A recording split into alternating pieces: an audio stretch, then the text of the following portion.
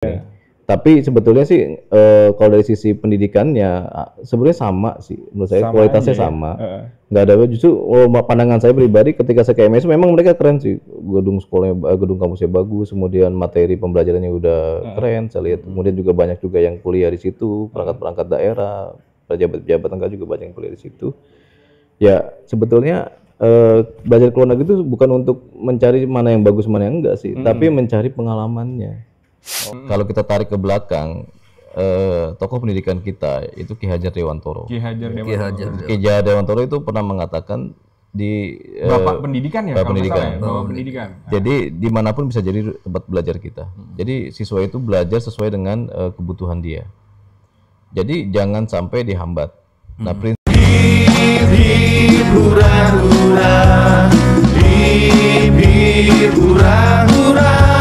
gembira ria kita bersama. Hip hip hura hura. Hip hip hura hura. Mungkin agak spesial lah. Oh, gitu. Spesial Sangat spesial. Telur berapa tuh? Nah, Nah itu karena mungkin spesial pakai telur maksud lu? telur. Martabak berarti? Martabak. Jadi martabaknya spesial. Gitu. Karena nanti mungkin kita akan bahkan kita mungkin dapat edukasi lebih banyak gitu terkait pendidikan. Karena memang beliau berkecimpung di dunia ini, gitu. Bidang ini. Nah, ente berdua udah pada ngerti kan? Oh, enggak, Aneh belum tahu nih. Lu jangan pura-pura kan yang tadi ngajarin gua gitu. Iya. Langsung Bib, langsung Bib. aja ya. Tanpa berlama-lama Coba- lagi. Coba tolong dipanggil. Coba tolong Ya dipanggil. siapa? Lu suara lu enak didengar nih malam ini. Coba gimana cara manggil? Ente aja yang manggil. Panggil coba biar tahu rasanya. Ya, jadi tamu kita kali ini nih sahabat kita yang ente bilang tadi, itu sahabat aneh dari kelas 1 sih sebenarnya. Pernah satu kelas. Enggak kayaknya. Nah kan ente bilang aneh suka lupa tuh. Nah aneh mikir nih pernah satu kelas apa enggak ya? Gitu. Tapi enggak lah. Kayaknya Gua enggak tahu- deh. Gue tahu ada cerita yang bakalan nggak lo lupa gitu. Iya. Di sekolah sama dia kan. Ntar kita kulik. Iya. Ntar kita kulik. Langsung aja kita panggil Langsung, kali ya. siap. Langsung panggil. Iya. Kita panggil aja Kita manggilnya apa nih? Mas. Manggilnya. Gue sih pengennya manggil Mas aja deh. Biar lebih apa ya? Kalau aneh sih Biar pengen lebih ikrip. Dekat ikrip. Akrab, ya. akrab. Akrab, ya. ukrup. Kalau aneh sih sesuai dengan pengennya tuh sesuai dengan jabatan dia sekarang gitu loh. Enak gitu Bang. Bapak. Mr. Principal tuh, ya kan? Siapa nih tamu kita kali ini? Iya. Oh iya. Panggil aja nih ya. Panggil. Mas Enggal. Mas Enggal. Enggal. Paket set. Paket set. Ini dia nih. Salah satu contoh Monggo Mas Enggal. murid Monggo. murid Toladon. Oke. Aneh pindah nih, aneh pindah. Assalamualaikum. salam. Ya, Sehat. Saya manggilnya Mas ya. monggo silakan. Paket sek. Saya manggil apa? Terserah, biasa manggil apa dulu. Manggil Kang Ketoprak lu sana. Apa nih? Nah ini sekarang udah hadir. Alhamdulillah. Mas Enggal teman kita di SMA, tapi izin saya opening dulu ya Mas ya. Oke, silakan. Oke, baik, terima kasih teman-teman semuanya alumni 106 yang sudah setia menyaksikan H4. Hip hip hura hura, hura huranya sambil bersilaturahmi gasal. Hura hura. Oke teman-teman, alhamdulillah sekarang kita udah kedatangan sahabat kita dari alumni 106 yaitu Mas Enggal. Nah, coba ada yang kenal nggak sama Mas Enggal? Harus Pasti dong. Pasti kan? Pasti. Oh, iyalah. Besti ini. Besti. Besti aneh. Pokoknya kalau mau belajar ngeliat aura-aura enak tuh ya lihat ini aja. Lihat ini aja udah. Bener. Ya monggo coba Mas Enggal. Iya, gimana? Gimana kabar Mas Enggal? Baik, alhamdulillah baik. Alhamdulillah ya. Nih, luar biasa nih. Jadi Kehormatan buat kita ini. ini termasuk yang sesuai dengan roots. Nah, dari awal sampai sekarang Sampai sekarang tuh roots sekolah, ya kan? konsisten ya. TK nggak? Ente Pak dulu? Enggak. Nggak langsung SD? Langsung SD. SD, SMP, SMA sekolah tuh kan? Iya, sekolah. Sekarang akhirnya Sekolahnya bener. sekolahnya benar.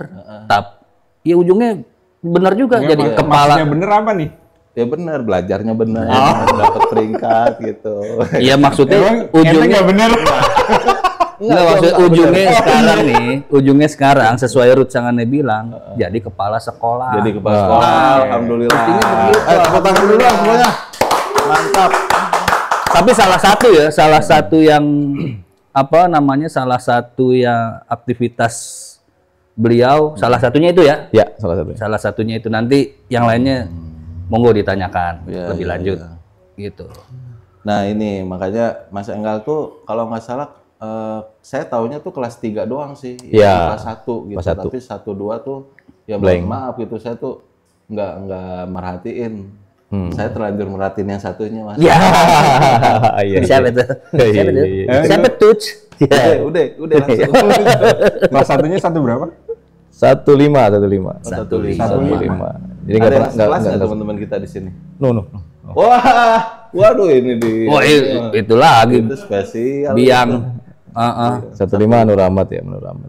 Duanya? Kelas 2-nya 25. 25 juga. 25 juga. 25 tuh Majengker.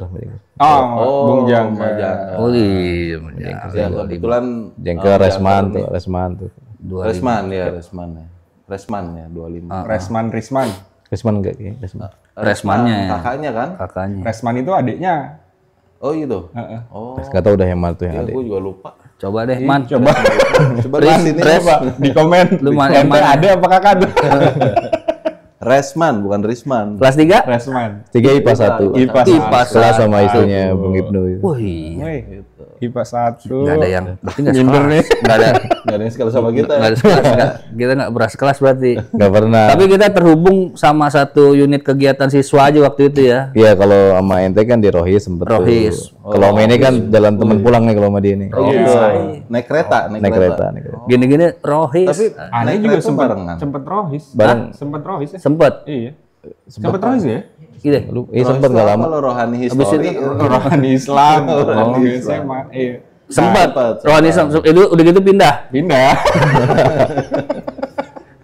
Pindah rumah. Pindah rumah. Nah, Pindah kenal rumah. Bung Enggal ini, Mas Enggal ini di kereta waktu itu. di kereta sih. Jadi sama-sama naik kereta. Saya Romantis ke arah banget tuh. Bogor. Kita ke Mas Jakarta. Enggal ke arah Jakarta nih. Jakartanya ke mana, Mas Ke Enggal? Tanjung Barat. Oh, Tanjung Barat. Berarti nggak ketemu dong. Maksudnya pas Ketemunya di UI itu di Ketemunya di stasiunnya stasiun aja. dong, Stasiun. nggak di kereta.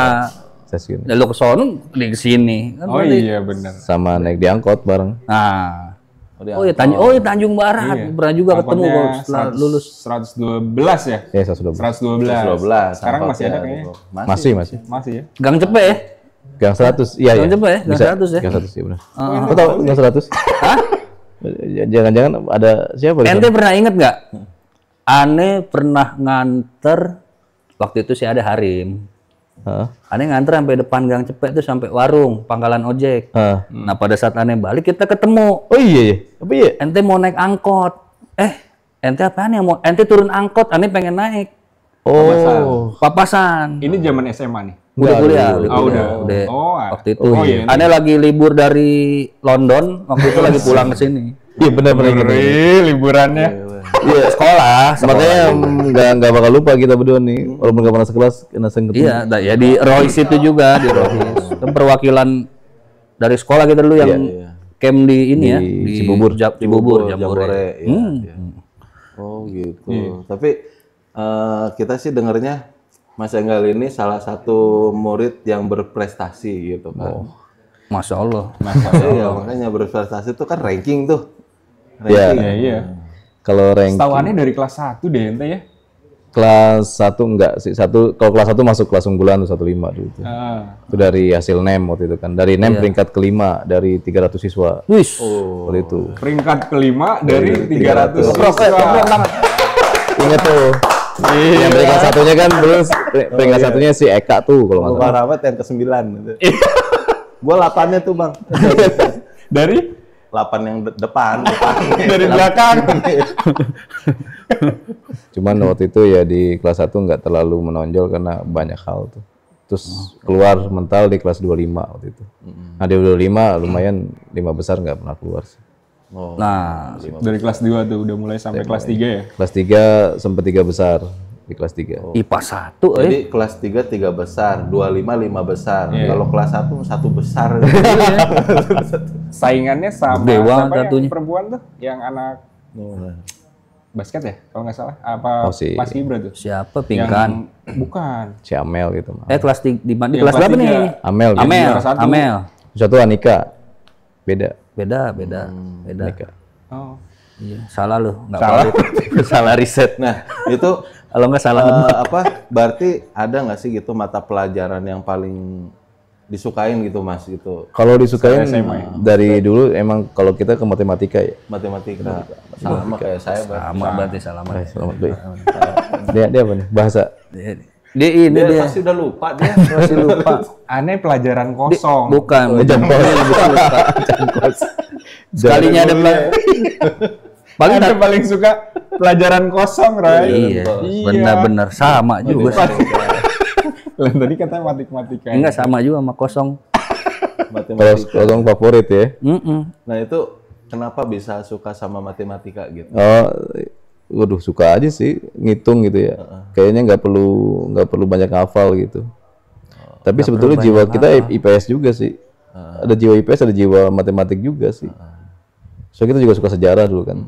Jadi matematika suka sejarah juga. Tapi pada saat ente di kelas 3 IPA memang niat ke IPA. Niat ke IPA. Niat ke IPA. Dulu di IPA itu waktu awal masuk tuh peringkatnya 46 dari 48 rapotnya itu kan diurutin tuh. Iya. Pertama kali mah di CAU 1. Enggak, maksudnya masuk ke sebelum masuk CAU 1. Heeh. Kan itu kan yang di yang dikumpulin. itu kan kita peringkat 46. 46. Wah, gila, aneh. Kemudian masuk jadi peringkat 3. Pas di CAU 1. CAU 1-nya. Cakep itu. Peringkat Dari 3. 46 dari 3. Karena kan dipasang di Aneh 46 setengahnya tuh. 1,5 ya. Heeh. Tapi habis itu langsung jatuh ke 2,5. 250. Artinya kan kebayang cara belajarnya seperti apa. Oh ya. iya. Iya. Kalau kelas 2 masih belum terlalu serius sih. Effort nggak sih? Ya maksudnya ente tuh bener-bener yang di rumah nih buka buku. Iya. Oh iya itu setiap jam 2 pagi saya kan Hobi baca buku nggak? hobi. Wah, iya. Jadi waktu kita Itu udah sekolah jelas banget, udah sekolah kita kan sekolah jauh di Tanjung Barat tuh ya. Makanya kita berangkat habis subuh pasti jalan. Makanya kadang kalau bangun jam 2 atau jam 3 itu nggak langsung tidur. Jadi ya kita kalau ada sempat tahajud kemudian belajar sampai pagi nggak tidur langsung berangkat sekolah. Yo, ya berarti memang ya udah usaha ritmenya. tidak mengkhianati hasil. Tapi mohon maaf, mungkin ada tipe orang kalau nggak salah termasuk kawan kita juga inget bewok nggak? Oh bewok ya. Itu kayak orang effortless tuh. Iya. Dia tuh. Bewok pintar dia satu kelas juga mungkin. Iya, IPA 1 juga. Itu anak nggak? Kita nggak tahu ya di belakang dia bagaimana gitu. Kalau dia mah pintar. Tapi emang nggak ngelihat santai aja belajar ulangan besok ya sekarang masih nongkrong aja. sebetulnya kalau di IPA 1 kalau di IPA 1 semua sih pintar menurut saya sih. Cuma iya, menurut saya beruntung aja gitu kan. Enggak lah. Enggak. Itu nggak setuju. Merendah. Dia beruntung aja. Nggak berlaku merendah. Nah tapi sorry, penilaian gue soal bewok nih, aneh soal bewok, koreksi wok ya kalau ente nonton nih, koreksi gitu. Soalnya setahu gue tuh, dia orangnya begitu, belajar kagak, atau besok ranking, belajar kagak masuk IPA Mungkin gitu. ente nggak tahu dia belajar kali. Itu maksudnya, makanya aneh minta koreksi kalau aneh salah gitu. Mungkin cara belajarnya sambil nonton bisa aja kan. Cara belajarnya beda-beda. Atau secara personal setiap orang punya cara belajar masing-masing gitu kan. Iya. Kayak tadi, Ane setuju tuh. Di waktu subuh itu sepertinya yang Ane tahu ya. Itu waktu-waktu belajar yang memang efektif ya. Iya, cuman sebetulnya ada motivasi sih kenapa harus belajar gitu ya. Karena kan dulu kita orang tua kan susah gitu ya. Kita kan belum bisa kasih duit tuh ke orang tua. Jadi yang bisa kita kasih ya prestasi kan gitu. Berarti sepakat ya, kalau orang pinter itu harus belajar. Ya tergantung juga. Ya kalau sepakat sudut pandangnya, kalau sudut pandang satu ya bisa ya. Ada juga pinter juga karena hoki ya bisa. Tapi itu kalau Karena beruntung. Beruntung bisa. ya, pinter itu Cuman secara hukum alam, jadi secara hukum alam tuh memang kalau pintar ada yang genetik ya. Misalkan dari orang tuanya nurun ke anak itu bisa. Ada yang karena memang terbiasa melatih diri. Yang tadinya nggak bisa apa-apa karena dia punya motivasi untuk dia bisa sukses, dia melatih dirinya untuk bisa. Itu terjadi di anak-anak Papua yang diambil sama Yohanes Surya. Itu ceritanya. Profesor itu ya, Ya, Profesor Yohanes yang mengambil anak Papua yang terbelakang dalam hal pergaulan dan fasilitas, tapi tiba-tiba bisa jadi juara Olimpiade dan tingkat internasional matematika dan fisika. Iya benar. Itu jadi sebetulnya ya kalau pintar harus belajar ya iya juga, tapi juga ada yang karena bawaan kayak Bewok mungkin bawaan tuh keturunan bisa jadi. bisa tanjakan apa ya. Bewok tuh slow banget sih Roy orangnya. Kan ada yang gitu. Bewok tuh slow banget. Ada yang harus mempersiapkan gitu kan. Nah, kalau kayak saya 50-50 lah. Dia sih belajar, gue yakin belajar juga Pet gitu, Iya, belajar. kita nggak tahu, Tapi kan. mungkin dia punya metode sendiri. Mungkin. Cuman kadang ada Cara orang, belajarnya. nah cuman motivasinya beda-beda. Ada yang mungkin motivasi karena memang disuruh orang tua. Kalau ada juga motivasi karena melihat, oh kita ini ingin berbakti. Kayak saya kan ngelihat orang tua tuh single parent gitu ya. Nggak bisa ngasih duit kita masalahnya. Ya yang bisa kita kasih kan prestasi, nggak ada lagi. Oke. Setuju. Pertanyaannya, seberapa besar pengaruh orang tua atau ekonomi dalam keluarga mempengaruhi tingkat kepintaran? Ini mah Pertanyaannya mantap. skripsi ini mah berapa variabel tuh? Seberapa besar pengaruh? Jadi skripsi itu ya. Iya. Metode penelitiannya. Lu jangan ngetes dosen ini lu. Iya. Oh iya ya? Jangan ngetes dosen Oh ngetes iya. lu. Ya. Enggak. 28 Oktober kan? Ya, Ente betul. lahir 28 Tahu Oktober. loh, 44. Scorpio lagi kan? Oh, iya. Nah, Scorpio. Itu sama dengan Oktober tuh. Pernah jadi kepala sekolah SMK Mekar Wangi. Mekar Wangi. Pernah. Cibinong. Pernah. Dan sampai saat ini Sampai kan? saat ini dong. Iya. Dan bahkan itu juga punya beliau sendiri.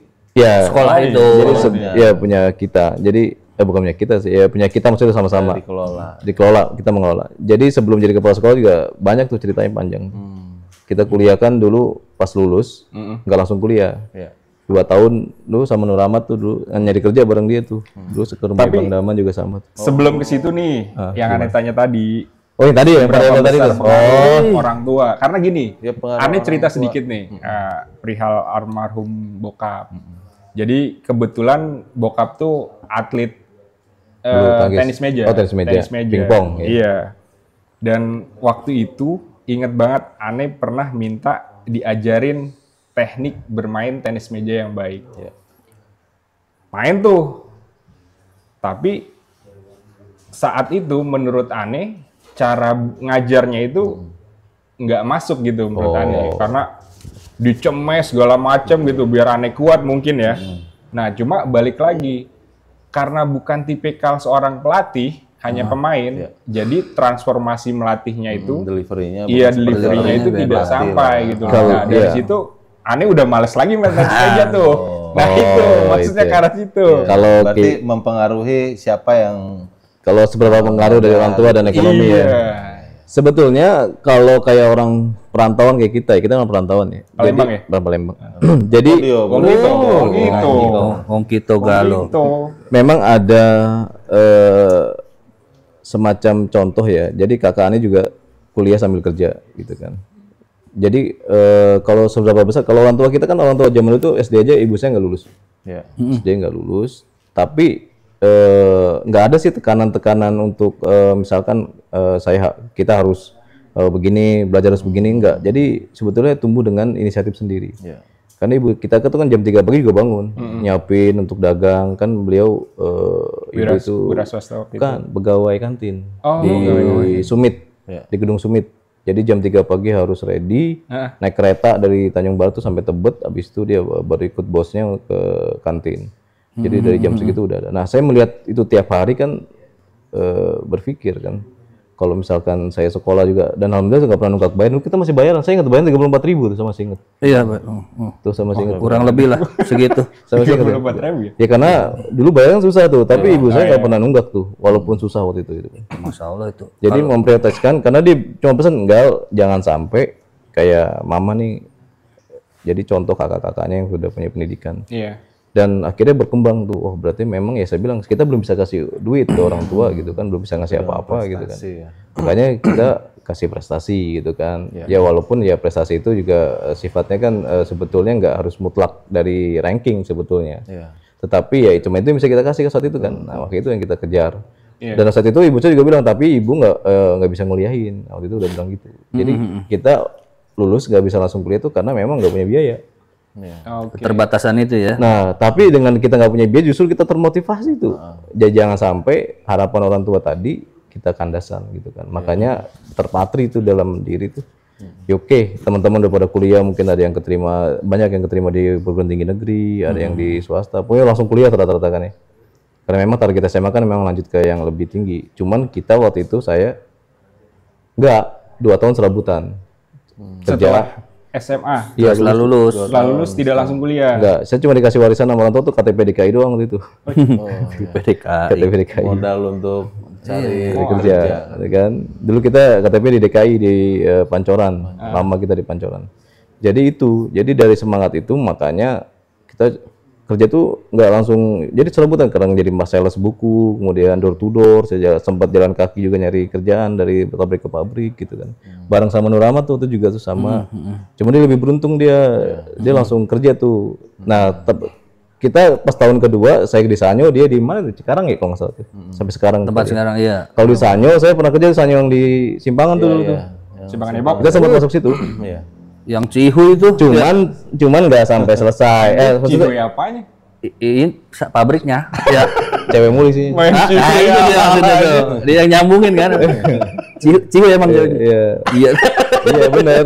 Bener. Nah, cuman di situ kita kerja itu nabung. Iya. Jadi dulu tuh nabung. Iya. Nabung gitu kan untuk tadi punya niat mau kuliah. Iya. Dan di Sanyo pun nggak sampai lanjut. Waktu itu ditawarin untuk jadi pegawai, untuk tes karyawan saya tolak karena saya ingin kuliah. Oke. Jadi artinya memang udah ada planning kerja itu untuk biaya kuliah gitu ya. Iya. Oke, luar biasa. Kasih tepuk tangan dulu dong buat Tepuk tangan. Salut. Nah, sekarang tadi kan kita sempat bahas jadi kepala sekolah, dosen gitu. Nah, kita Nah, itu detailnya lagi coba ya, diituin lagi. Maksudnya rutinitas. Udah jangan serius banget ngomong, Mak. Minum dulu, minum. Iyalah. Koboy aja ya, koboy ya, koboy. Ini modelan apa? Ini besek nih modelan. Ini siapa sih? Silakan. Emang paling pintar dia kalau bikin orang jadi Kesel. agak Orang jadi kesel. kisil. Nah, itu dia tadi. Thank you, Mas Bob. Enggar. Iya, Oke. Minum. Mana sedotannya, Bob? Ada Ada tuh di dalam. dalamnya katanya. Nah, tadi kan sempat bahas tuh Mas Enggal jadi kepala sekolah, jadi dosen. Nah, maksud rutinitas gitu ya. Mungkin kita pengen dengar juga rutinitasnya Mas Enggal tuh apa sih sebenarnya gitu. Secara historikalnya, detailnya gitu. Ya, Mas. rutinitas Saat hari- ini. saat ini atau yang Ya, maksudnya lalu-lalu. bisa jadi Ya dari yang lalu-lalu. jadi kepala sekolah. Oke. kan. Jadi setelah saya kuliah tuh, jadi kita dari kuliah dulu nih ya. Iya. Sebelum lari ke situ, pas tahun 2004 saya kuliah tuh, Di mana tuh? UIN Jakarta. UIN. Jakarta. Ciputat. Dulu kan kita masih orang dulu nih ya, masih orang dulu maksudnya masih terdoktrin sama guru-guru kita lah gitu ya. Jadi UIN Jakarta itu kan ada jurusan MIPA lah, makanya kita jurusan IPA kita pilih jurusan yang eksak gitu ya. Saya masih teringat pesan dari guru kita, itu guru matematika tuh, ingat Pak Dedi namanya itu. Pak Dedi. Kalau milih jurusan tuh yang susah dulu, yang setengah susah, baru yang gampang. Jadi kan ada 3 pilihan tuh. Kita pakai jalur mandiri waktu itu kan, nggak pakai yang secara nasional. Kita pilih tuh yang pertama fisika, yang kedua matematika, yang ketiga baru saya pilih sejarah. Sejarah. Karena kan bagi saya matematika dan fisika agak sulit fisika nih. Kalau matematika kan 1 tambah 1 pasti sama dengan 2. Oh iya. Kalau fisika belum tentu 2. Iya, kalau 1 meter tambah 1 senti berapa? Semeter sesenti gitu aja. Iya, gitu kan. Jadi susah tuh. Kenapa susah? Di challenge aja dulu ya. Iya. Tapi ternyata takdir bicara loh, tiba-tiba diterima di fisika. Jadi saya di UIN Jakarta tuh jurusan fisika. Fisika. Sempet ini dong, apa? Sempat bingung atau Ya bingung, kaget juga aku. kaget terima. gitu Ya. kan? Tapi kita jalani kan, karena udah niat kuliah kita jalani. Sampai akhirnya singkat cerita ya di kampus, dulu kan kita bukan orang fresh graduate ya. Iya. Udah 2 tahun malang buana lah gitu kan. Ketemu sama teman-teman yang fresh graduate. Nah disitulah, dulu kan saya pengen kuliah tuh harusnya ada yang beda nih kalau kuliah masih sama. Bahkan saya sempat diusir dosen tuh, gara-gara protes. Diusir dosen. Iya, kan dosen di negeri galak-galak. Protes kenapa? Apa Ya, yang nanti yang protes? diajarin waktu itu kan hukum Newton tuh saya ingat. Hukum 1, 2, 3 Newton tuh. Saya pernah bilang ke dosennya, Bu, bukan protes sih, saya cuma ngasih pendapat. Ibu, saya bilang hukum 1, 2, 3 Newton itu kan dari zaman kita sekolah kan sama. Yang dibahas itu aja. Hukum 1 Newton ini, hukum 2 F sama dengan M kali A, kemudian hukum 3-nya ada aksi reaksi. Bisa nggak sih kalau belajar ini dikembangkan dengan sosial dan di masyarakat belajar hukum itu untuk apa gitu kan? Diaplikasikan. Nah, secara sosial masyarakat gitu ya, bukan. Jadi kan kalau anak IPA kan gampang, ngajarin anak IPA tuh gampang. Kasih soal aja yang susah, adem. Kasih soal matematika 2 biji aja adem dia. Emang begitu ya? Iya, kalau anak IPA begitu. Nah, saya ketemu, kalau kita kan udah menalang buana tuh ketemu sama begitu. Jadi beda nih, kan kita inputnya udah beda sama mereka yang punya duit. Nah, di situ lah ada sedikit trouble. Awal-awal adaptasi ternyata kuliah sama sekolah hampir sama sih, nggak ada bedanya kan gitu kan. Iya. Karena yang dipelajari itu aja, saya pengen ada yang beda nih. Akhirnya saya aktif di organisasi. Nah, kita jadi aktivis tuh. Gitu kan. Aktivis kampus. Ya, kita sempat menggelandang jadi aktivis ya.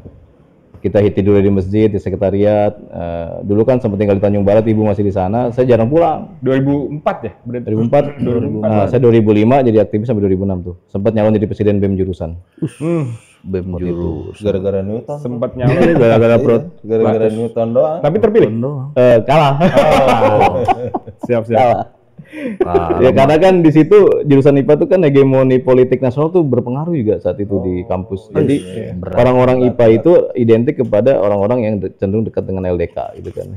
Lembaga dakwah kampus yang apresiasinya pasti ke dulu namanya PK sekarang PKS.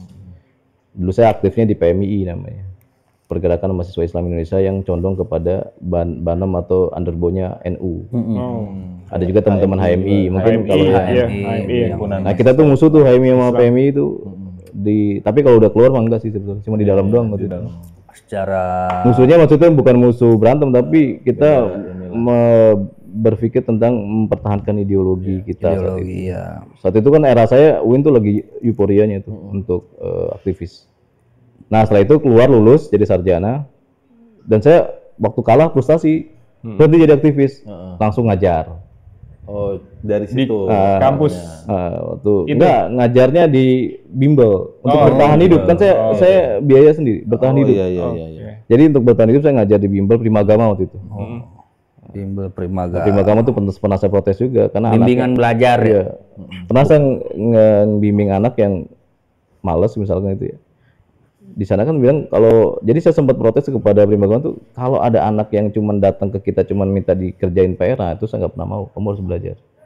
Tapi di situ tujuannya ya untuk bertahan karena kita kan nggak punya biaya kan kalau nggak gitu. Jadi sambil belajar kemudian semester akhir sekitar jadi saya tuh kuliah 7 tahun 14 semester. Sama. 14. Udah mau di DO gitu. Jadi kita tuh lulus lama tuh bukan karena blow on, bukan. Bukan karena bodoh ya. Tapi tadi setelah kita selesai aktivitas di bimbel, mulai sempat ngajar di sekolah. Kalau ngajar di sekolah saya nggak dibayar.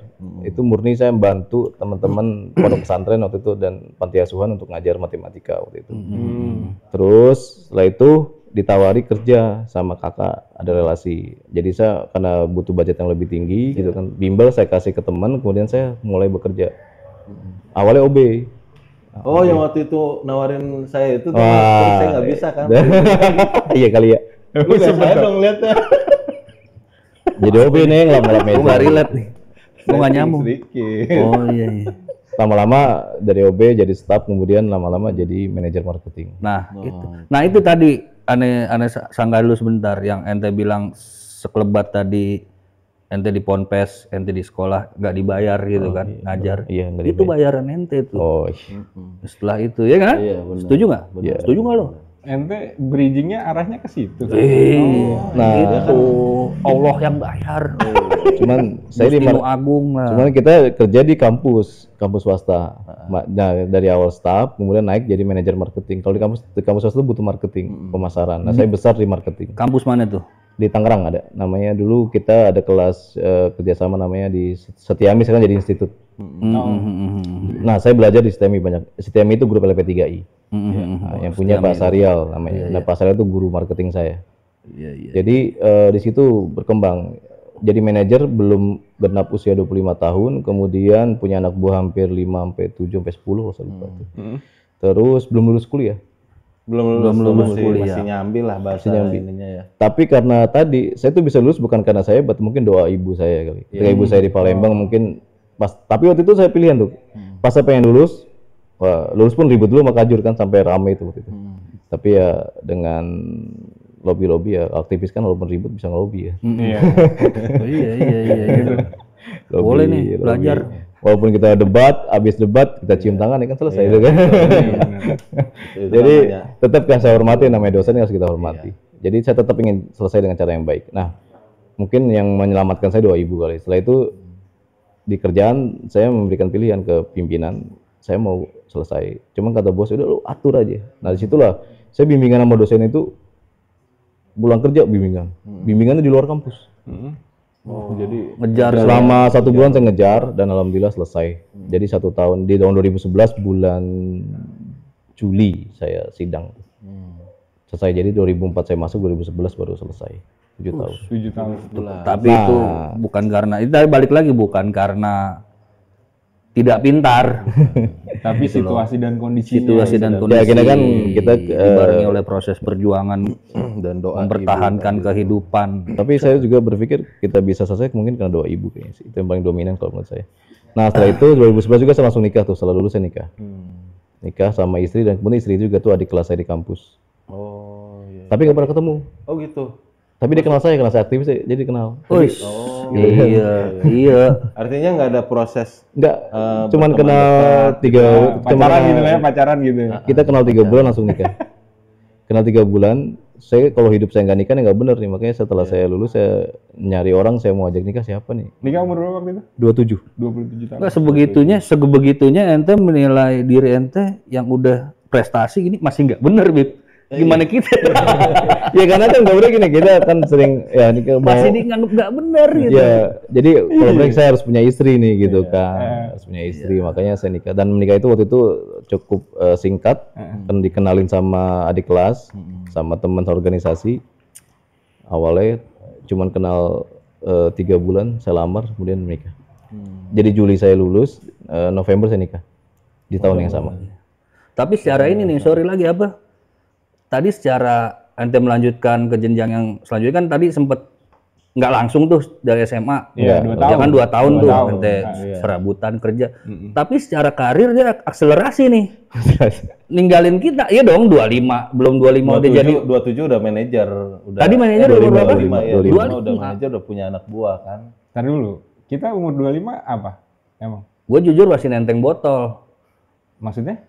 jualan. Oh. Iya. Banyak dia. Aneh. Biasa megang mic musola. Oh, aneh kuliah. megang aneh kuliah. Oh, kuliah. Kuliah. Iya. 25 kuliah nih. Iya masih, gue juga masih. Tapi dibiayain orang tua sih memang. Nah jadi ya gitu. Terus itu dia secara karir dia akselerasi. Nah, ya jujur aja, gue juga kuliah biayain orang tua. Iya. Makanya luar biasa kalau. Jadi saya tuh dulu tuh Iya, bayaran tuh paling belakangan. Jadi pas mau sidang baru bayaran. Jadi pas bayar tuh 7 semester karena kita banyak tunggakan. Tapi nggak pernah ngulang kuliah karena memang saya targetnya nggak mau ngulang. Yang penting selesai. Nanti tunggakan itu saya bayar pas mau sidang. Nah, itu kita kumpulin duit juga tuh kan. Jadi kebayar, udah ada uangnya, udah ada posnya. Selesai itu, nah pas nikah itu juga kudarullah kita juga belum pegang uang banyak. Tapi saya nekat aja nikah. Gitu. Tapi ada jalan, ada yang bantu. Setelah saya ngelamar baru nanti tuh rezeki datang tuh. Itu nikah. setuju. Nah setelah itu baru saya fokus lagi di kampus, kan kakak saya ngembangin kampus. Kakak saya kan di LP3I Group juga. Kemudian beliau punya kampus sendiri, akhirnya saya ditarik tuh. Kakak kandung. Kakak kandung. Kanu. Jadi kakak kandung saya tuh nggak pernah ngasih saya dan saya tuh nggak pernah minta gitu kan. Jadi mandiri. Jadi sampai kalau saya nggak punya uang tuh selalu ditanya gitu kan. Karena memang selama ada uang 1.000 di dompet saya nggak akan pernah minta. Gitu. Jadi sampai dia sering nanya tuh. Dan saya nggak pernah ngadu kalau apa. Kecuali kalau kadang-kadang kalau saya sakit yang ngadu temen biasanya. Jadi berusaha untuk mandiri. Walaupun kakak saya hari ini kakak saya tuh punya mobil sampai 8. Rumahnya ada sekitar banyak. Tapi saya nggak pernah berpikir bergantung gitu kan. Kalau saya bergantung bahaya ini gitu kan. Nah dari itu prinsip itu saya lakukan ketika itu tadi. Walaupun saya ditarik sama dia, tapi saya harus susah sendiri. Ya, tetap profesional ya kalau untuk Nah, kelola. akhirnya ketika dia punya kampus, akhirnya saya diangkat jadi direktur sama dia waktu itu. Direktur kampus. Jadi saya memimpin perguruan tinggi, menandatangani ijazahnya, memimpin wisuda dan lain-lain gitu ya. Nah setelah itu istri kan mertua punya lembaga pendidikan gitu kan. Nah disitulah saya membantu ngajar, kemudian membantu teknis karena saya punya pengalaman beberapa di marketing pendidikan gitu kan. Setelah di Sanawiyah sama MTS itu saya coba beberapa pendekatan, dan mertua minta untuk didirikan SMK. Artinya satu profesi itu nggak hanya sama istri tapi dari kakaknya Mas Enggal, terus mertua jalur juga dosen dari kakak. masih satu profesi juga gitu, Ya. jadi ngeling ya. Nah itulah indahnya Allah mempertemukan gitu kan, sama gitu. Jadi Tauhid. lancar gitu. Ya, jadi menarik ya, istri saya ini kan saya nggak tahu waktu saya mau nikah dia punya lembaga, nggak tahu. Iya, makanya Itu bayaran ente yang belajar Yang ngajar di tadi pesantren. Oh itu iya. dia. Faktor doa ibu juga, doa orang tua. Ya itu udah pasti lah gitu. Tapi kan spesialnya seperti itu gitu loh. Ketemunya sama yang memang udah kita satu visi satu misi gitu. Mas Enggal, mau tanya nih.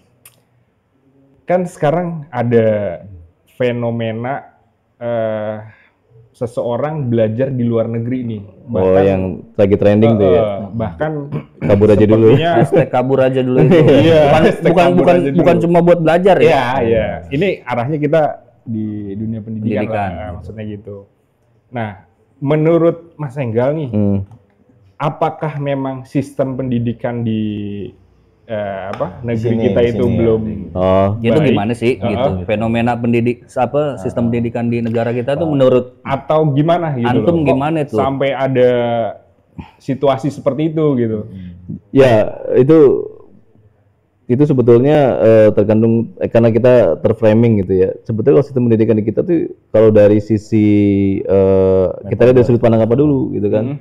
Kalau pendidikan menengah apa pendidikan tinggi, nah ini beda nih sudut pandangnya. Kalau pendidikan tinggi yang ditanya mungkin tadi pendidikan tinggi ya.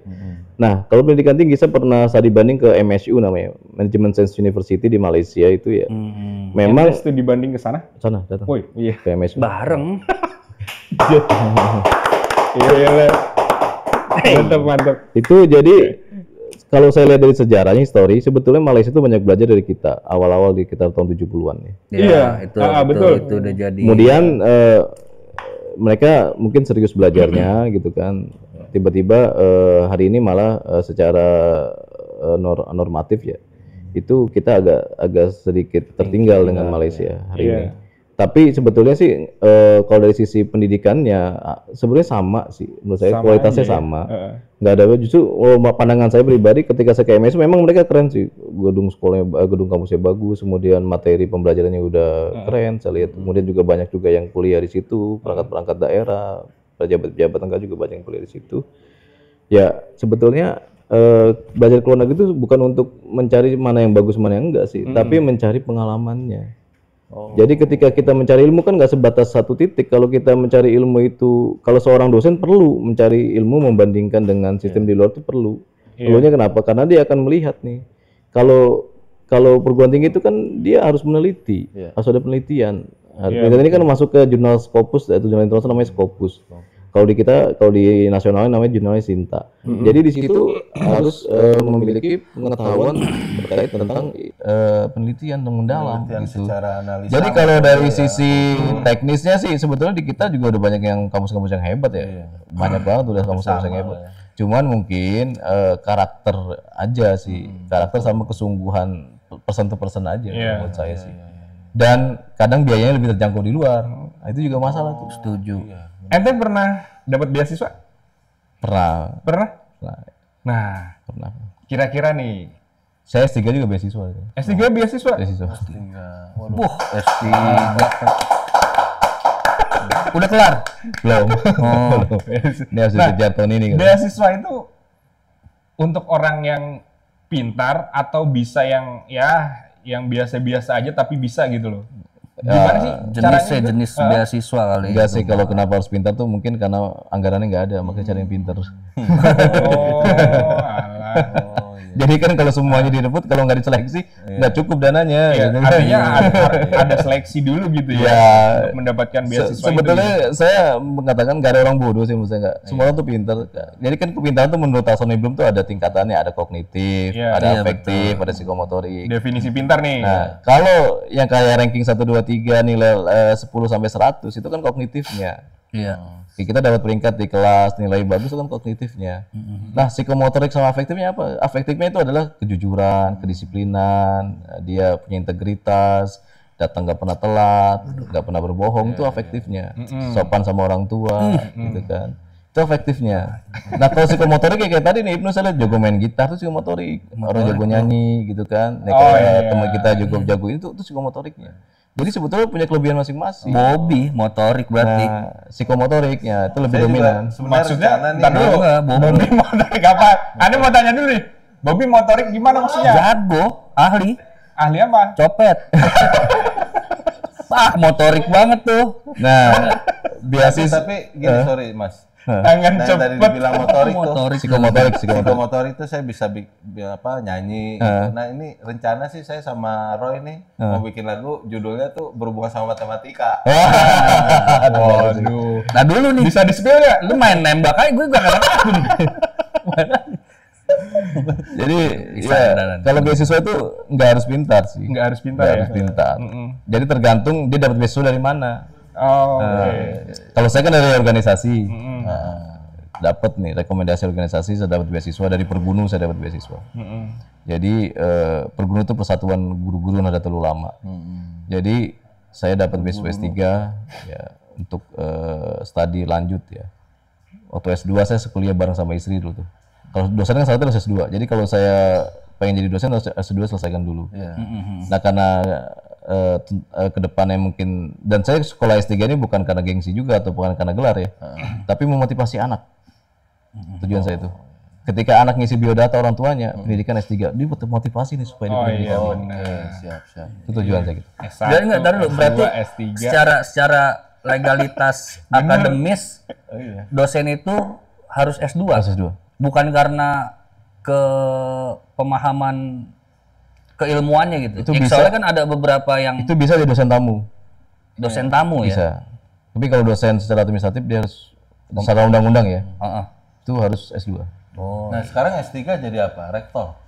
Rektor nggak harus S3, S2 juga bisa jadi rektor. Oh gitu. S2 bisa jadi rektor. Bisa, cuman kurang etis. Sorry, kalau rektor itu bukan S2 S3. Kedekatan dengan penguasa. Oh gitu.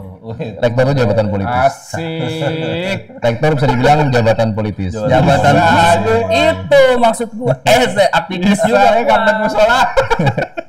Gila. Jadi tergantung beasiswa dari mana. Gitu. Iya. Kalau dari negara ya diseleksi karena anggarannya mungkin nggak banyak kan gitu. Iya. UUP, ujung-ujungnya politik. Politik. Nah kalau pejabat bisa dapat beasiswa cepat biasa anak pejabat. Mantap. Tepuk tangan dulu untuk Mas Enggang. Nggak salah. Oke, Mas Enggang. Mungkin ini bisa dibilang pertanyaan terakhir kali ya untuk Mas Enggang ya. Jadi gini Mas, Udah kita mau tuh selesai? Sebenarnya sebenarnya masih sih banyak yang kalau mau diskusi tuh ini termasuk diskusi yang mengedukasi Iya. gue pribadi gitu. Tapi berhubung waktu ya, tapi adalah kepingin nih ada beberapa pertanyaan itu Mas. Kenapa sih di jalur pendidikan gitu mungkin Mas Enggal bisa kasih lah penjelasan ke kita. Masih ada sistem zonasi gitu. Iya. Karena ada beberapa teman ya gitu yang masih satu domisili Nggak bisa. dia nggak bisa masuk gitu Mas. Ya. Itu kenapa sih Jadi gitu Mas? sebelum situ menyangkut sistem pendidikan nih, Ya. bahwa sekarang kan ada apa ya, istilahnya kebijakan untuk mengefisiensi anggaran ya di negara kita. Lucu sih menurut Ane ya, dari kabinet merah putih salah satu contohnya aja di dunia pendidikan tuh. Yang tadinya itu Menteri Pendidikan dan Kebudayaan kan jadi satu ya, satu menteri. Sekarang jadi 3 nih. Udah 3 ya. Ada Yang pertama Menteri Pendidikan Dasar dan Menengah. ya. Siapa ayo? Itu. Profesor Dr. Abdul Mukti. Oh, iya itu Nah, sih Pak Abdul. Ya. Terus yang kedua Menteri Pendidikan Tinggi Sains dan Sains, teknologi, teknologi. Siapa yo? Gue lebih tahu wakilnya tuh yang cewek yang Pak profesor Abdul kenal tuh. temennya Pak Abdul. Profesor Dr. Satrio Sumantri. Nah, iya, tapi itu. wakilnya tuh yang Siapa pinter tuh Prof Stella, Prof Stella. siapa? Stella. Itu Oh, dia udah prof juga? Udah profesor. Profesor. Dari Terus yang Cina, ketiga, Baru yang ketiga pasti Wamen kalian ya? pada Menteri familiar nih, Fadli John Menteri sebagai Kebudayaan. Menteri Menteri Kebudayaan. Kebudayaan. Nah, aktivis juga. katanya mengefisiensi, tapi Ada kok 4. jadi 3 nih, tiga, gitu loh. Jadi 3 kementerian. pecah gitu. Heeh. Nah, ya mungkin Ya, itu tadi yang dari sisi dibilang yang dari situ, 35 kebijakannya ke 50 kan gitu. kira-kira Efisiensi. kebijakannya berpengaruh nggak nih terhadap sistem pendidikan Oh, sekarang gitu, saat ini? iya. Oke. Kebetulan Ada isu apa sih gitu? Antum juga punya ini kan, maksudnya Ya secara regulasi mungkin Ya, beliau ya. belum ngerti. Ngerti lah, sedikit sekolah banyak gitu pasti ya, tahu yayasan kan. pendidikan gitu. Berat nih pertanyaan nih. Wah, jangan berat-berat lah. Jadi kalau sistem zonasi, jadi pada prinsipnya gini ya. Kan undang-undang dibuat, kan kalau kita jadi sistem zonasi lahir dari suatu filosofis pendidikan. Kalau kita tarik ke belakang, tokoh pendidikan kita itu Ki Hajar Dewantoro. Ki Hajar Ki Dewantoro. Hajar. Ki Hajar Dewantoro itu pernah mengatakan di Bapak pendidikan ya? Bapak kalau nggak salah pendidikan. ya? Bapak pendidikan. Jadi dimanapun bisa jadi tempat belajar kita. Jadi siswa itu belajar sesuai dengan kebutuhan dia. Jadi jangan sampai dihambat. Nah prinsip yang mendasar itu kemudian lahir sistem zonasi itu sebetulnya ingin memberikan sama rata, sama porsi. Ya. Jadi tidak ada sekolah unggulan, tidak ada sekolah. Jadi semua orang tuh sekolah itu yang di negeri khususnya itu sama. Mereka semua masyarakat punya kesempatan yang sama. Ya. Jadi spirit dari sistem zonasi yang kemudian dirubah dengan domisili yang hari ini Iya, yang terbaru, Iya betul. itu sebetulnya untuk memeratakan pendidikan. Jadi jangan sampai orang pengen masuk ke SMA salah satu sekolah karena gengsinya tinggi. Ya, ada ketimpangan. Itu niatnya baik. Pemerintah tuh pengen memeratakan, tapi dilalai kata orang Jawa itu ya. Itu kan nggak semua masyarakat memahami itu. Jadi ada yang masih berpikir masuk negeri karena gengsi. Ya. Jadi masuk ke sekolah negeri karena gengsi, jadi semua cara ditempuh misalkan. Ya entah cara apa aja. Yang penting anak saya masuk negeri. No. Jadi akhirnya yang tadi jalur zonasi dia pindah kakak lah, dia bikin inilah, bikin itulah. Karena tadi kalau dia berpikir sekolah itu semua sama, harusnya dia sekolah di mana aja ya jangan jauh-jauh ya deket. Jadi prinsip pemerintah tuh tadi begitu, supaya semua orang masyarakat kita tuh bisa mengakses tanpa terkecuali. Oh. Tapi kejadian karena ini sudah bertahun-tahun, bahkan berpuluh-puluh tahun kayak SMA 8 di Bukit Duri itu kan kejadian. Itu kan kelas orang elit. Ya, ketahuan gitulah. Banyak artis di situ kan dan juga orang-orang pinter lah di Bukit Duri itu. Tapi ketika ada kebijakan ini dari pusat disamaratakan, justru memang orang-orang sekitar tuh nggak ada yang mau daftar. Kalau mereka berhak tuh daftar. Iya, itu karena Minder udah Nah, itu. faktor. Nah, jadi zonasi itu ya hanya sebagian persentase kecil dari proses penerimaan siswa baru. Ada jalur yang lain, ada jalur prestasi, Iya, jalur ada. prestasi. Cuman zonasi ini kan yang paling tidak punya tantangan. Iya. Dalam tanda kutip.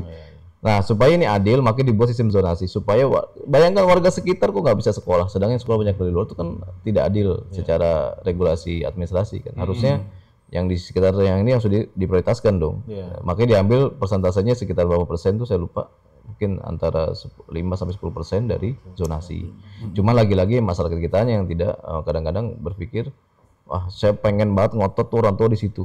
Akhirnya dipindah kakak, pindah domisili. Oh iya. Dengan berbagai Jadi, macam cara. tapi niat pemerintah sebetulnya baik karena di sekolah maju itu nggak ada sekolah unggulan. Di negara maju ya, iya. Di Finlandia itu sebagai kiblat pendidikan maju itu nggak ada sekolah unggulan sama. sama semua ya. Jadi semua sama. Nanti ketika bahkan di Belanda maksudnya di Belanda sendiri pun masuk kampus itu nggak diseleksi, saya masuk aja Masuk. Aja ya. tanpa seleksi. Tapi nanti ada pertanyaan, loh nanti inputnya nano nih outputnya kayak gimana? Kalau orang yang serius belajar dan tidak itu akan terseleksi alam. Betul. No. Seleksi alam gitu. Iya kalau di kampus kan gitu nanti yang mental nggak kuat mental nggak kuat mental. Tapi kalau yang dia memang produktif dia akan bertahan. Itu kalau zonasi sih prinsipnya gitu. Setelah nanti ya kembali ke orang tuanya. Kita sekolahin anak situ tuh niatnya apa? Gitu. Itu yang pertama. Kalau niatnya memang dia pengen banget masuk itu karena ada hal lain kayak gengsi, kayak biar dibilang orang keren dan lain sebagainya. Nah, itu yang salah menurut saya. Itu, tapi itu masih ada nggak sih Situasi kayak seperti itu Masih, masih. Bahkan dominan. Ya, kalau saya ingin buka tuh panjang juga. Ya, kisru-kisru itu kan masih ada. masih ada ya. Jadi sih. Harusnya udah mulai berubah tuh pola pikirnya tuh. Tergantung dari kita. Makanya janji politisi itu jangan muluk-muluk, biar rasional supaya masyarakat kita tidak terlalu mengandai-andai terlalu berlebihan. Karena negara ini belum menjadi negara maju, saya garis bawahi. Ya, mungkin Nah, kembali tadi tuh pertanyaannya Interfaith atau Indra itu juga sama. Ketika tadi apa pertanyaannya? Masalah pendidikan. Iya. Ya, dari Kabinet Merah Putih kemudian dipecah menjadi 3 3. kementerian. Bukan hanya pendidikan, tapi Kementerian Hukum juga dipecah 3. Iya. Gitu kan. Jadi sebetulnya kalau masalah kabinet itu kan tergantung siapa yang kemarin jadi presiden. Iya, Itu hak prerogatif presiden. Betul. Karena itu dilindungi undang-undang. Dan beliau punya pandangan ke efisiensi, kalau kayak di Vietnam aja memangkas kementerian, kalau di kita malah nambah. Kemarin sudah diklarifikasi sama beliau sendiri membandingkannya dengan negara Timor Leste. Kan kata beliau Timor Leste aja yang kecil kabinetnya besar, kita kan negara besar. Itu sah-sah saja pandangan beliau. Cuman kan di teknis di lapangan ya ini tergantung bagaimana kita menyikapi. Nah, kalau dari sisi kemajuan pendidikan dipecah itu prinsipnya mungkin dia berpandangan atau beliau berpandangan dengan memecah kementerian itu maka akan fokus. Tadinya kan jadi satu, pandangannya. Dia akan fokus berarti satu menteri ini ngurusin cuma di pendidikan dasar menengah, satu menteri ngurusin di pendidikan tinggi, satu menteri ngurusin di kebudayaan. Tujuannya supaya terfokus. Ya itu kan tergantung dari pola kepemimpinan ya. Dan itu menurut saya sah-sah saja. Masalah nanti itu berpengaruh, pasti berpengaruh sampai pendidikan. Cuman saya yakin dan firm dalam undang-undang itu ya siapapun presidennya untuk pendidikan itu pasti dananya harus 20% dari APBN. Itu sudah menjadi pakem dan itu sudah undang-undang. Jadi saya masih optimis walaupun dengan berbagai macam treatment tentang pendidikan itu tidak akan pernah dihilangkan efisiensi dari 20% APBN. Karena itu sudah menjadi pakem. Jadi apapun teknis pemerintah mau mengolah, mau dipecah, itu tetap menurut saya tidak akan terjadi problem. Nah, di Malah lapangan. mungkin mereka bisa strong control ya di masing-masing. Cuman memang dari kurikulum ganti, bukan kurikulum ganti ya, dari sistem memang kata Abdul Mukti kemarin, kalau kita masih pakai pola yang sama buat apa ganti menteri kan bahasa dia gitu. Iya, betul. Tapi saya setuju karena perubahan itu harus terjadi gitu kan. Karena ganti pimpinan seperti menteri itu kan merefresh. Tapi saya yakin apapun bentuk pro dan kontra di pendidikan, saya yakin efisiensi anggaran di pendidikan itu tidak akan menyentuh kepada yang esensial seperti kayak beasiswa dan lain-lain, seperti honor guru dan lain-lain itu enggak. Karena di undang-undang harus 20% itu form masuk ke pendidikan. Kenapa? Pendidikan itu kan adalah dalam kata Nelson Mandela itu pendidikan itu adalah senjata paling mematikan. Ya, senjata paling mematikan bukan bom atom, bukan pedang, bukan pistol, tapi pendidikan. Dan negara-negara maju pasti memiliki pendidikan yang baik masyarakatnya. Makanya saya bilang orang kuliah itu bukan untuk gaya-gayaan, tapi untuk merubah pola pikir supaya kita menelurkan generasi yang maju kan gitu. Mungkin begitu, Bung Indra. Luar biasa. Tapi boleh nggak sekali lagi terakhir nih kalau memang ini harus closing, terakhir pertanyaan. Enggak, lalu bingung berat ini mah. Terakhir nih Mas Enggal, pertanyaan saya bahwa jika ente nih diberikan kesempatan kesehatan dan rezeki gitu loh, ente diberikan kepercayaan sebagai menteri pendidikan Republik kita nih, negara kita. Apa yang mau ente lakukan nih buat masyarakat lah gitu loh. Artinya biar nggak ada ketimpangan lagi kan yang sekarang terjadi tuh. Misalkan Apa yang jadi problem sekarang nih gitu. Bagaimana Ya mungkin solusinya lah gitu. Menutup kemungkinan statementnya Mas Enggal jadi strategi. Iya. Kan ini nggak ada yang tahu. 5 tahun mendatang ternyata Mas Enggal ini ditunjuk jadi Menteri Pendidikan kan? Iya. Wah, ini terlalu ngadi-ngadi kata orang. Ya enggak juga. Ya tapi kalau emang menteri Enggak juga. stafsus. Kan udah stafsus aja. Jadi gini ya, sebetulnya kalau diangkat jadi menteri itu kayaknya ya kata nggak tahu ya, tapi itu terlalu jauh. Ya gitu atau kan. Seandainya ini mah. Jadi terlalu jauh. Kalau saya sih berpikir sederhana, pendidikan tuh merata saja, terutama untuk pendidikan yang 13 tahun, itu penting karena hari ini tingkat pendidikan di kita di Indonesia itu cuma sampai tingkat SD, SMP. Jadi nggak sampai SMA. Masih banyak diputus di SMP. Nah, tetapi yang menariknya gini, lulusan SD ternyata banyak yang tidak nganggur. Iya. Justru yang banyak nganggur lulusan SMA sama SMK dan lebih banyak didominasi oleh SMK sekitar 7% sekian. Ini menarik. Kenapa? Ternyata secara psikologi ya, pendidikan di kita ini kan tidak menyentuh kepada esensial yang benar. Maksudnya anak-anak belajar itu tidak pengen, misalkan dia belajar itu ada suatu kebutuhan. Jadi pas nyari kerja pilih-pilih, dan gitu kan. Betul. Nah, jadi kalau saya jadi menteri ya saya pengen membuat ya satu ya kita benahi dulu ini pola pikir masyarakat tentang pendidikan itu seperti apa. Itu dulu. Ada assessment mungkin ya. Ya, jadi pola pikir, jadi pendidikan itu satu kita wajib 13 tahun dari TK sampai ke SMA atau SMK. Kalau pendidikan tinggi nanti tergantung nasib. Karena pendidikan tinggi itu kemandirian dan independen ke pendidikan tinggi. Kalau pendidikan menengah kan masih dikontrol pusat. Tapi kalau pendidikan tinggi sudah independen, jadi mereka pusat hanya sebagai mitra sebetulnya.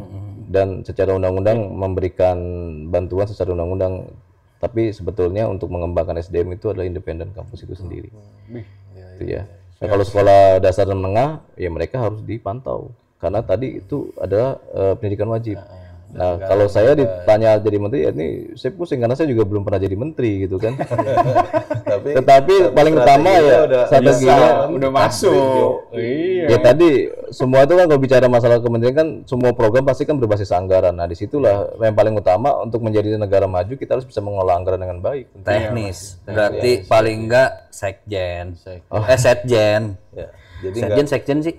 Ya, intinya gitu aja sih, Bro. Ya jadi intinya Yang gitu aja. teknis. berarti kan efisiensi itu nggak hanya dengan orangnya gitu kan, tapi Karena- biaya juga harus jelas. Efisiensi, iya. Ya, harus jelas lah. Jadi pola pikir masyarakat kita juga tuh harus dicoba pelan-pelan untuk diberikan edukasi yang mendalam tentang apa sih potensi kita harus punya pendidikan gitu kan.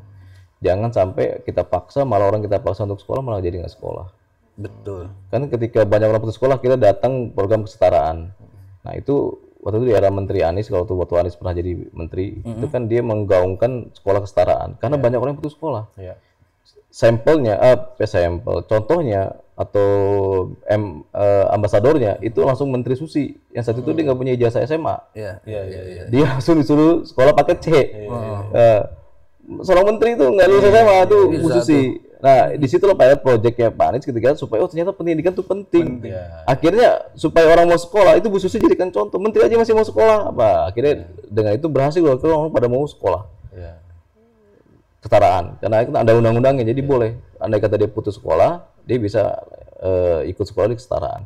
Nah minimal kalau menurut saya pondasi itu dulu, mindset tentang pendidikan itu penting itu harus benar-benar mendalam di setiap orang dan setiap keluarga ya. Nah itu untuk keluarga tuh yang tadi dibilang itu ada nggak sih nanti activity edukasi gitu dari sekolah misalkan, bukan dari Ada gitu. kalau saya tadi Itu kalau langsung kalau gitu. kita itu parenting tadi kita habis ada yang soal parenting. Jadi parenting itu komunikasi dua arah antara sekolah dengan orang tua. orang tua, betul. Jadi di situ kita berikan tentang ya pentingnya pendidikan, kemudian tentang teknis dan lain-lain, semua filosofis teknis itu kita intinya untuk menjalin komunikasi antara orang tua dengan sekolah.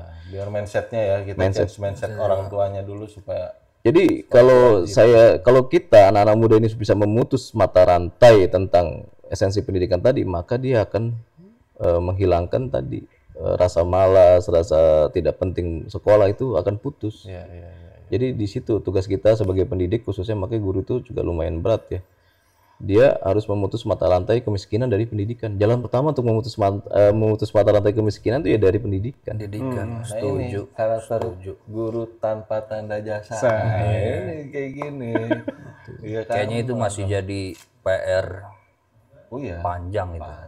Ya itu Maksudnya yang penting istiqomah lah. Tapi kita masih punya harapan karena Iya, selalu harus ada pendiri bangsa ini, para founding father itu ya, dia membuat sistem seperti Pancasila sebagai dasar negara, kemudian UUD 1945 sebagai teknisnya, itu sudah dicermati karena mereka berpikir bukan untuk diri mereka, tapi mereka berpikir untuk anak cucunya kemudian hari, dan dia berpikir saat itu, tahun itu, dan dia berpikir yang akan datang. Nah, untuk masa depan ya. Nah, Masa depan. andai mereka para pendiri bangsa tidak melakukan perumusan itu, mungkin hari ini kita sudah cakar-cakaran gitu kan.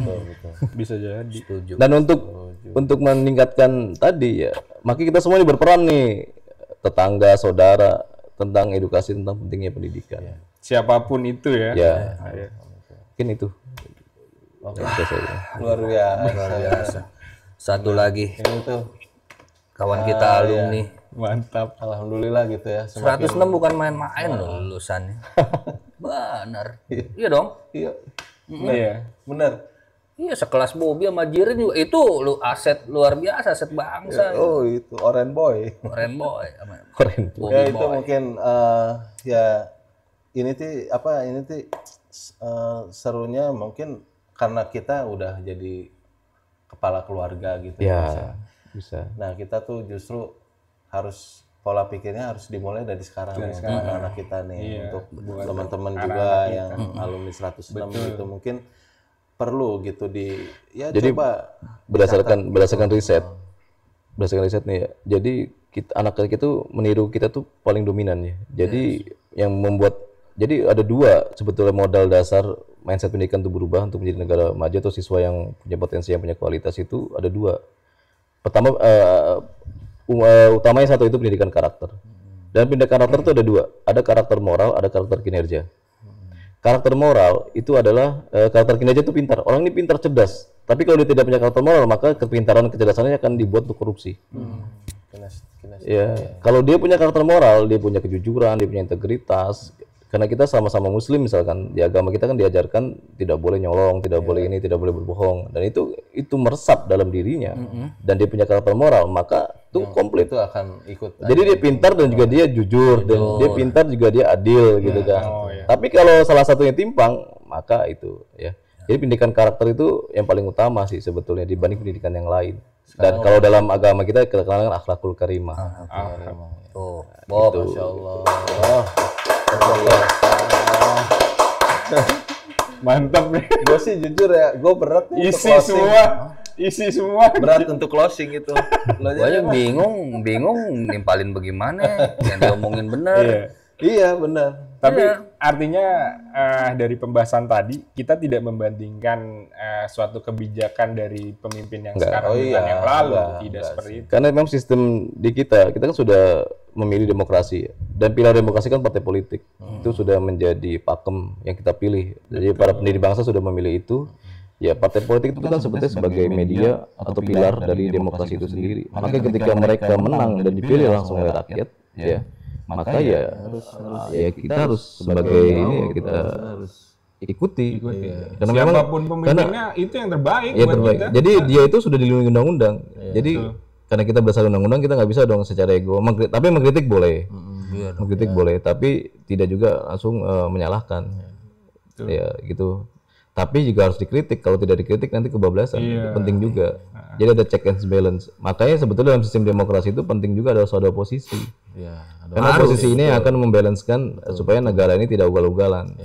Walaupun dalam prakteknya itu bagi para politisi yang hari ini berkuasa siapapun ya, itu kan pengennya nggak ada oposisi. Nggak ada oposisi. Padahal itu just reminder tuh. Cuman ya itu kita lihat ya, namanya kan politik itu jangan terlalu serius. Mereka itu seni ya, politik itu seni menurut saya. Kenapa? Karena dia tidak, dinamika yang terjadi itu tidak akan pernah, namanya dinamika tidak akan pernah tetap. Hari ini musuh, besok jadi lawan. Jadi teman. Atau sebaliknya. Tetapi sebetulnya kelihatannya aja bermusuhan, di belakang mah enggak. Gitu kan. Ya, ada satu acara Itu politik. selesai acara salaman. Saya pernah kayak gitu di kampus. Harusnya seperti itu. Kita di kampus kayak gitu udah berdebat, ketika di dewan mahasiswa kita berdebat, hampir mau lempar kursi segala macam. Setelah selesai kita ngopi bareng. Oh, berarti debat dan argumentasi itu berbeda gitu. Berbeda. Jadi maksud saya ya, permintaan sekarang berjalan tuh memang tuh hak prerogatif presiden terpilih dan sudah sah secara undang-undang, ya kita ikuti gitu kan. Tapi saya optimis kalau di dunia pendidikan, saya optimis karena dia tidak tersentuh. Karena ada undang-undang yang melindungi harus 20% dari sisi anggaran. Jadi menurut hemat saya insya Allah nggak akan tersentuh. Kalau yang lain itu ya tergantung dari persepsi para pimpinan lembaganya. Tapi kalau pendidikan sudah pasti pakem gitu. Tuh, lihat tuh. Gitu. Gue sih cuma mau bilang doang, Mas Enggal, kalau misalkan nanti butuh tim pemenangan ya ada kita semua. Tenang, beres. Ada nggak sih? Tim ses ya? Iya, tim ses dong. iya. Sama nanti kalau anak aneh butuh masuk sekolah ya, tolong sekolahnya dibukain gitu. Oh iya. Gerbangnya ya. Kalau teman-teman yang mau sekolah di tempat saya ya itu aman lah. Silakan. Alhamdulillah. Kalau bahkan kalau mau saya kasih free ya kasih free boleh. Oh, Ya, mantap. tapi dengan Ya mungkin nanti Kalau ada yang sekolah di tempat saya untuk alumni SMU ya mungkin bisa saya berikan kebijakan khusus sih. Oh, mantap. mantap itu. Terharu. Nah, itulah. Ente aja sekolah lagi tuh. Berarti Sekolah lagi gitu. ini misinya udah bukan ya maksudnya gini, ini tuh udah jalurnya ibadah udah gitu. Ya di belakang itu. Di belakang itu udah ibadah. Kalau ibadah tuh mau jaraknya mau jauh mau apa, kita dari rumah tuh kalau udah tujuannya ibadah nyampe aja udah. Teknisnya. Nah, ada tuh, capek ini enggak gitu. Iya. Luar biasa. Mantap, Mas Enggal. Oke. Ya sebelumnya sih kita ya semua nggak mau ngerasa hormat lah, karena waktu juga nggak mengizinkan. Mungkin nanti di lain waktu, Mas Enggal ada waktu, ada kesempatan, kita terbuka dengan lebar di H4 ini untuk diskusi lagi. Mungkin ada perubahan atau update regulasi terkait pendidikan gitu kan yang belum kita tahu gitu kan. Nah, itu bisa kita obrolin di sini ya. kita obrolin lagi gitu. Atau nanti kita kunjungan ke sekolah beliau. Boleh. Nah, teman-teman juga mungkin bisa kasih Kalau komentar. lama tiap Sabtu ke sekolahan. Oh iya Oh dia. iya, kalau itu Buka tutup gerbang. Buka tutup gerbang. Ngajar Ngajar silat. ngajar silet. makanya kan Oh, silet. sekolah itu bangunannya tuh harus kuat gitu, tapi isinya juga harus kuat. Salah satunya harus pencak-silat, bisa bela diri tuh. Luar biasa kan. Begitu. Biar berani. Bridging-nya agak goyang ya. Makanya, kemana nih arahnya Rio nih? Tahu kan?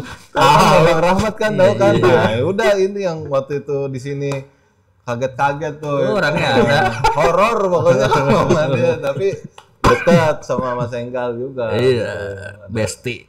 Besti gitu. Ya itu sih Mas Enggal, terima kasih untuk waktu dan kesempatannya.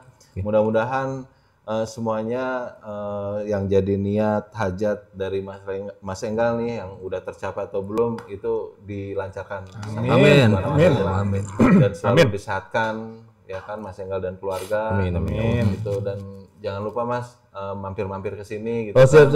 Artinya hip hura ini silaturahminya nggak cuma di podcast aja tapi di luar podcast. Boleh nanti kalau kumpul-kumpul kalau di info kalau saya kosong pasti saya. Atau izin kalau misalkan ada undangan kapan mau main ke sekolah gitu. Oh iya. Atau bikin podcast di sekolah juga boleh. Nah, boleh, siap.